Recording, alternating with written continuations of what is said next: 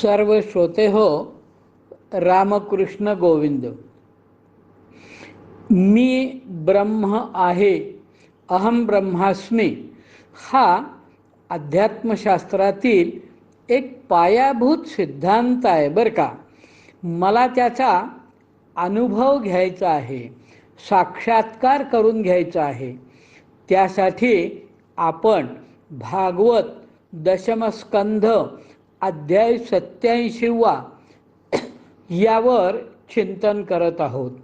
मागील प्रवचनात आपण या अध्यायातील 19वा श्लोक पाहिला. आज आपण 20व्या श्लोकावर चिंतन करणार आहोत.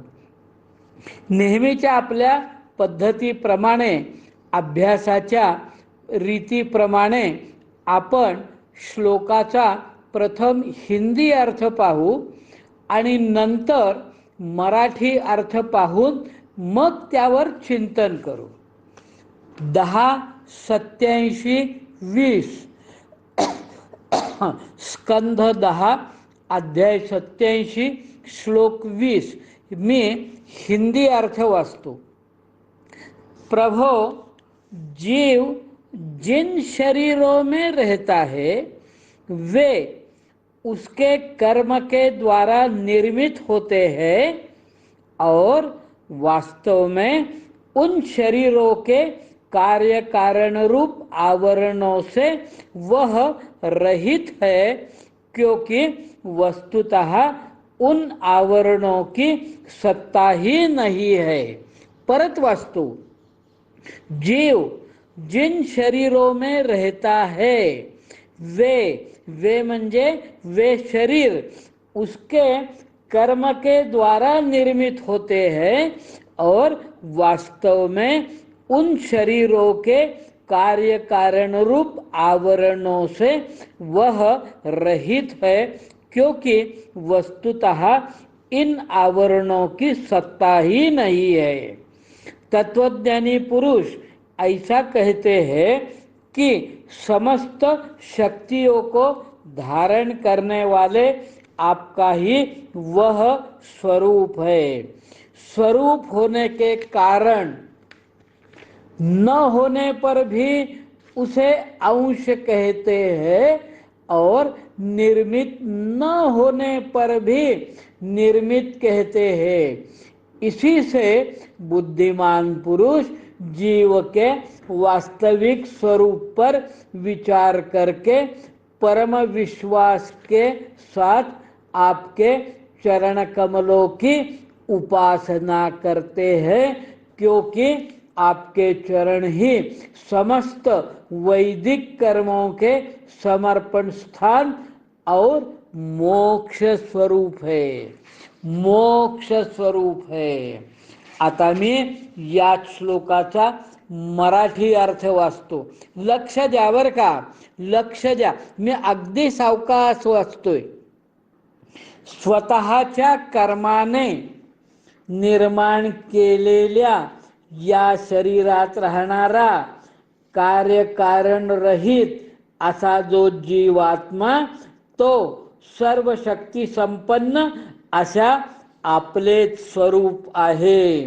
ज्ञानी लोक जीवाच्या या वास्तविक स्वरूपाचा विचार करून या भूलोकात सर्व वेदोक्त कर्माच्या समर्पणाचे स्थान व मोक्ष स्वरूप अशा आपल्या चरणांची पूर्ण श्रद्धेने उपासना करतात. कारण या उपासनेनेच जीवाला मी ब्रह्म आहे हा साक्षात्कार होतो. तुमच्याकडं भागवत खंड आहेत की नाही मला माहीत नाही. तुमच्याकडं हिंदी खंड नसेल, हिंदी अर्थाचा, पण मराठी खंड असेल. नसेल तर घ्या, वाचा. तेच एक साधन आहे उत्तम. काय वाचले हो श्रोते हो आपण? काय ऐकले श्रोते हो? आपण जे काय वाचले, जे काय ऐकले त्याचा अर्थ काय असेल? मला त्यातील प्रत्येक शब्दाचा आणि शब्द शब्द मिळून वाक्याचा अर्थ समजला का? तो माझ्या मनाद्वारे बुद्धीपर्यंत पोचला का? आणि त्या अर्थाचा माझ्या जीवनाशी संबंध काय याचा बुद्धीने निर्णय घेतला का? या सर्वाला मिळून चिंतन म्हणतात. व्यवहारात काय आणि परमार्थात काय चिंतनाला फार महत्त्व आहे. चिंतन केले, बुद्धीपर्यंत पोचले, पण जे बुद्धीपर्यंत पोचले त्याचे आपण परत परत स्मरण करतो का? आणि असे सतत स्मरण करणे याचा नाव अभ्यास. ब्रह्मतत्व काय व कसे आहे याच्या चिंतनाला स्कंध 10 अध्याय 87 14व्या श्लोकामध्ये सुरुवात झाली. म्हणजे आत्तापर्यंत आजपर्यंत आपण 6 श्लोक पाहिले. तुम्हाला यातील काही आठवतं का हो? कारण तुमच्या बुद्धीवर, तुमच्या मेंदूवर तुम्ही जे काही ऐकलं त्याचा इम्प्रिंट म्हणजे ठसा पडला का? जे ऐकले ते बुद्धीपर्यंत पोचवले का? बुद्धीवर म्हणजे सामान्य भाषेत मेंदूवर त्याचा इम्प्रिंट म्हणजे ठसा उमटला का? आणि तसा जर ठसा उमटला असेल तरच आपण ते जाण, तो अभ्यास, ते ज्ञान रिट्राईव्ह करू शकतो, घेऊ शकतो. माझ्या बुद्धीतच जर नसेल तर मी काय काढणार बाहेर बुद्धीतून? आलं का लक्षात? श्रोते हो, तुम्ही 30व्या वयाचे असा किंवा 70चे असा, तुमचे व्यवहारातील शिक्षण आता संपले आहे. आता काही तुम्ही केमिकल इंजिनिअरिंग किंवा ॲक्च्युअरीचे शिक्षण घ्यायचे नाहीये, पण तितक्याच अवघड अशा या विषयाचा अभ्यास करायचा आहे. मी ब्रह्म आहे या वाक्याचा अर्थ समजून घेणे महत्त्वाचे नाही, त्याची याच जन्मात अनुभूती आपल्याला घ्यायची आहे. आता आपण 87व्या अध्यायाच्या 20व्या श्लोकाकडे वळू. काही समजले नाही किंवा माझे काही चुकत असेल किंवा आणखी सोपे करून सांगणे आवश्यक असेल तर तसे सांगा. काय आहे मी सांगत जातो, पण ते तुमच्यापर्यंत पोचलं का हे मला समजायला पाहिजे. तुम्हाला एखादा विषय जर आणखी सोपा करून हवा असेल, जरी ते अवघड असेल तरी मला सांगा ना, सांगा, मग मी प्रयत्न करेन. काय म्हटलं आहे इथे तर बघा, हां, नीट लक्ष द्या, नीट लक्ष द्या. काय म्हटले आहे तर स्वतःच्या कर्माने निर्माण केलेल्या या शरीरात राहणारा कार्यकारण रहित असा जो जीवात्मा, तो सर्व शक्ती संपन्न अशा आपले स्वरूप आहे.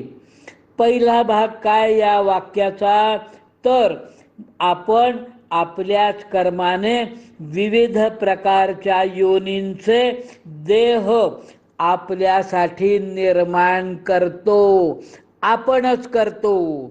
दुसरा भाग या देहातील जीवात्मा कार्यकारण रहित आहे, हा दुसरा भाग.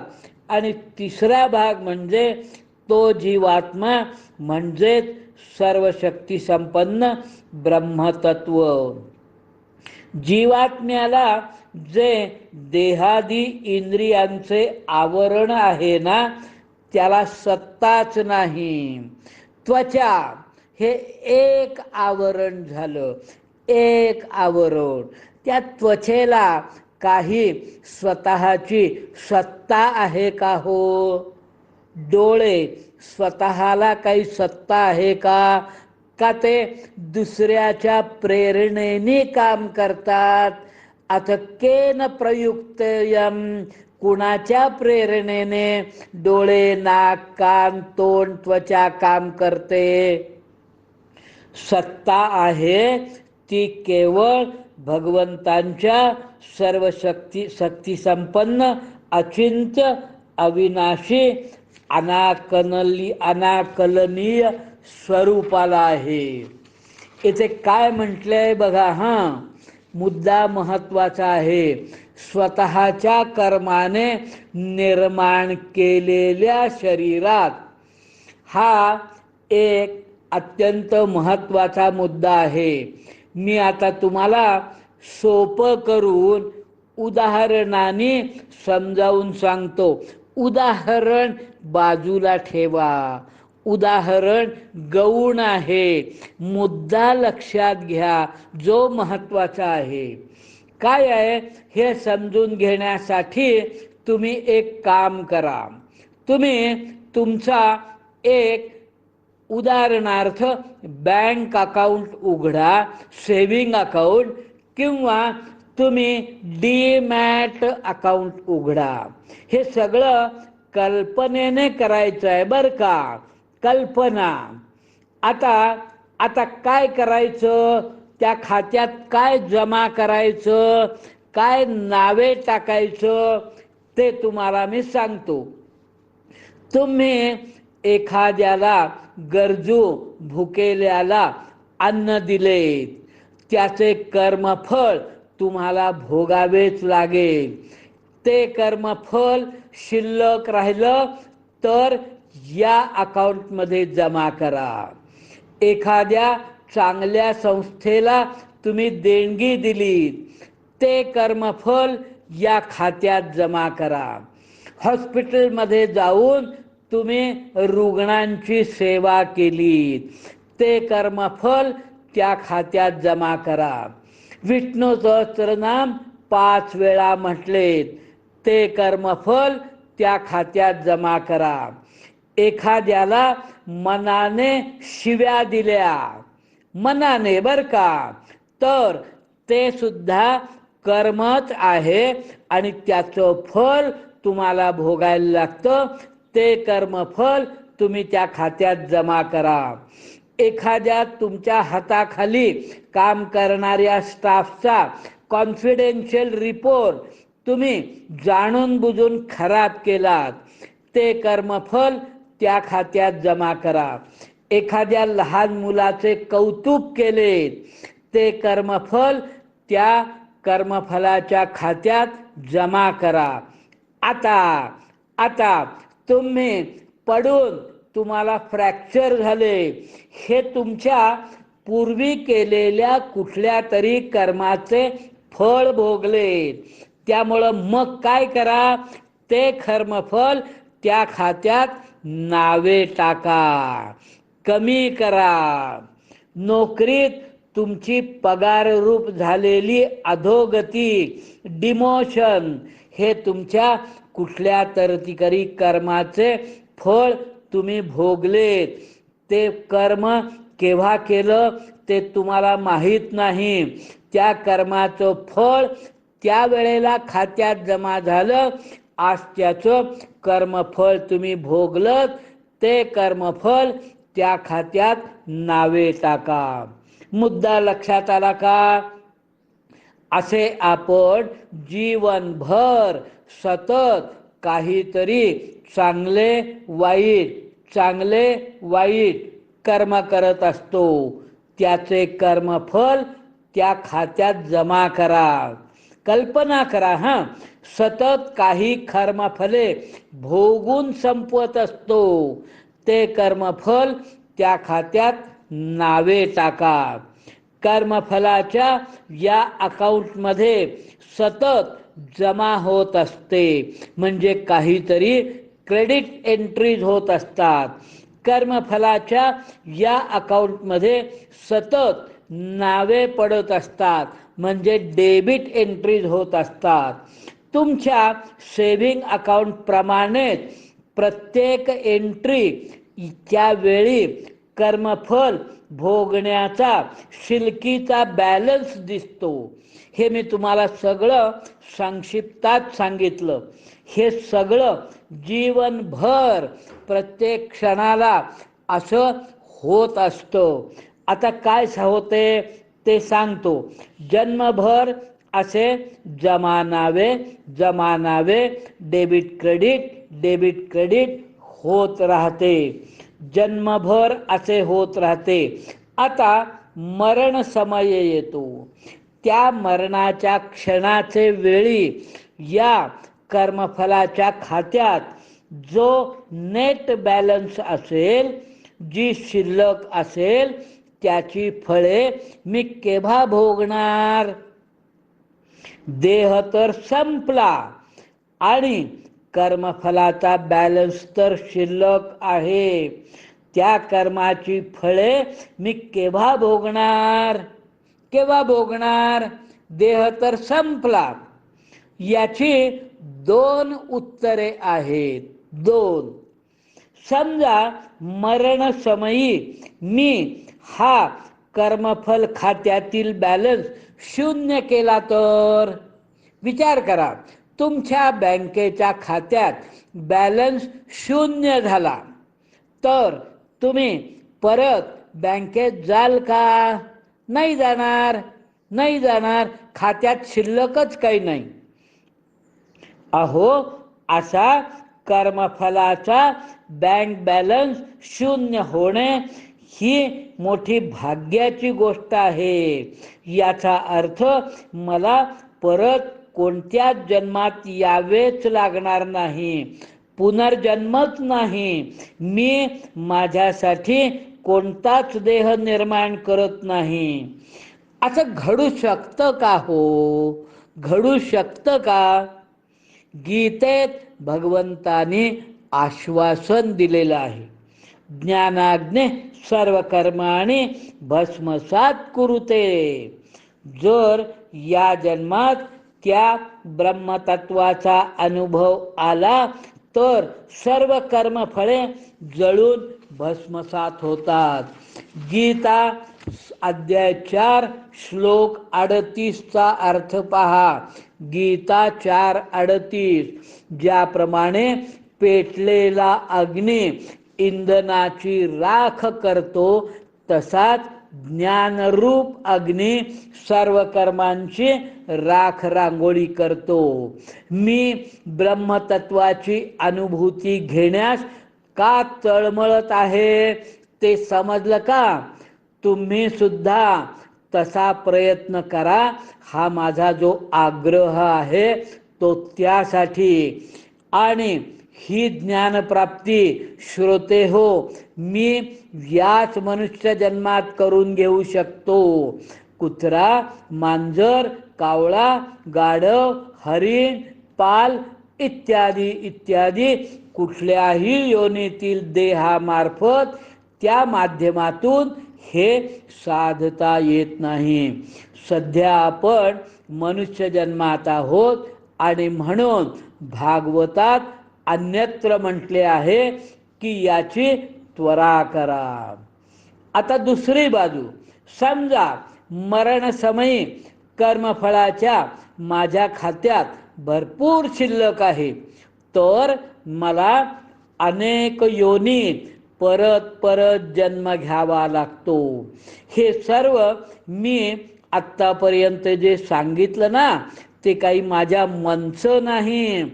उदाहरण कदाचित असेल, पण हे सर्व गीता, भागवत, उपनिषदे याला धरून आहे.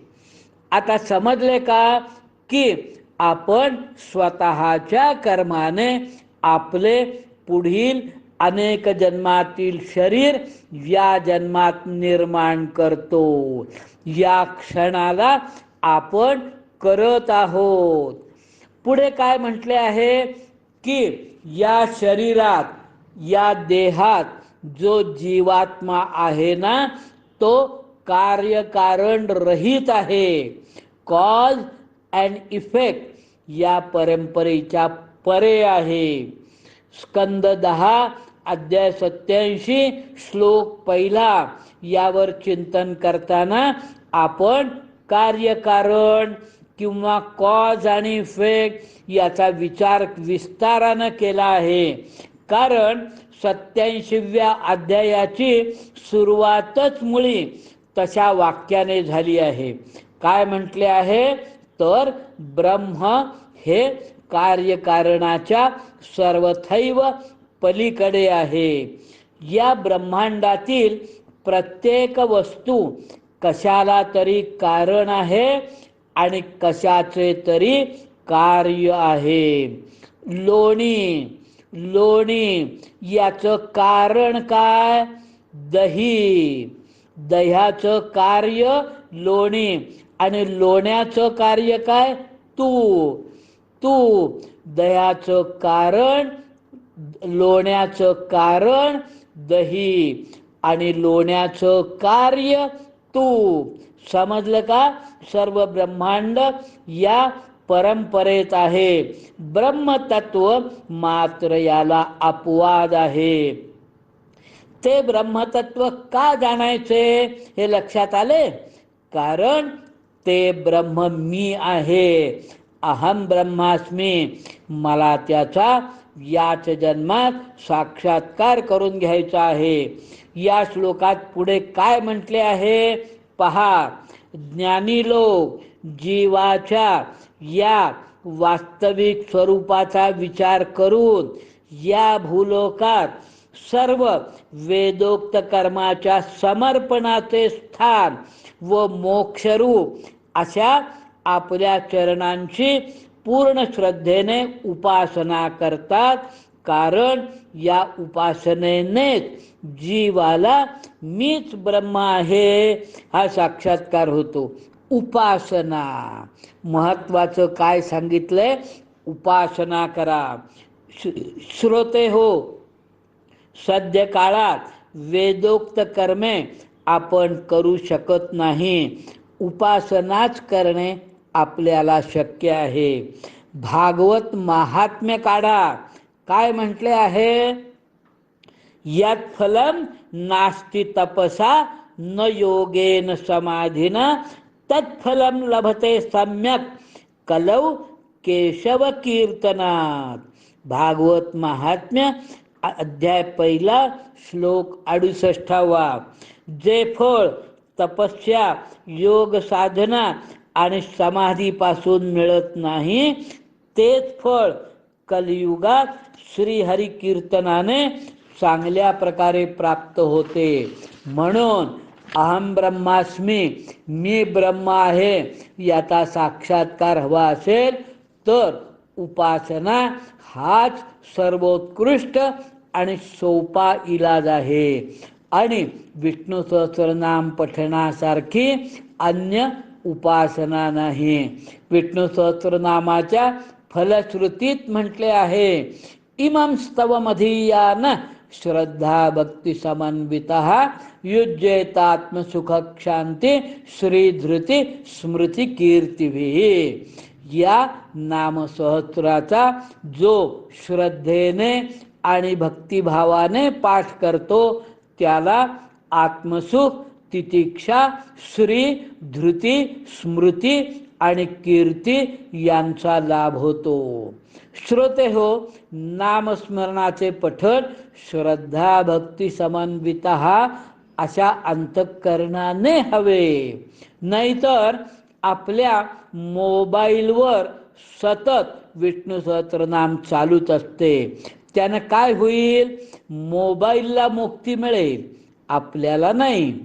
विनोदाचा भाग सोडा. मी ब्रह्म आहे याच्या साक्षात्कारासाठी आपण नामसहस्राचा पाठ करू. असो, पुढील 21व्या श्लोकावर चिंतन पुढील प्रवचनात. तोपर्यंत श्रीकृष्ण शरणं मम. रामकृष्ण गोविंद.